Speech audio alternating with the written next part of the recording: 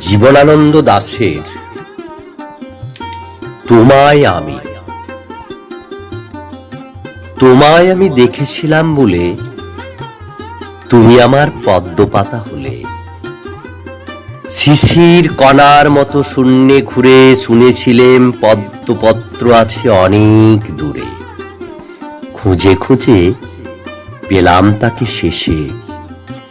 নদীর সাগর কোথায় চলে বয়ে পদ্মপাতার জলের বিন্দু হয়ে। জানি না কিছু, দেখি না কিছু আর। এতদিনে মিল হয়েছে তোমার আমার পদ্মপাতার বুকের ভিতরে এসে।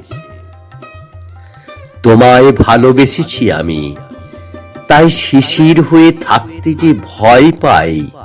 তোমার কোলে জলের বিন্দু পেতে চাই যে তোমার মধ্যে মিশে যেতে, শরীর যেমন মনের সঙ্গে মেশে। জানি আমি তুমি রবে, আমার হবে ক্ষয়। পদ্মপাতা একটি শুধু জলের বিন্দু নয়। এই আছে নেই, এই আছে নেই জীবন চঞ্চল। না তাকাতেই ফুরিয়ে যায় রে পদ্মপাতার জল। বুঝেছি আমি তোমায় ভালোবেসে।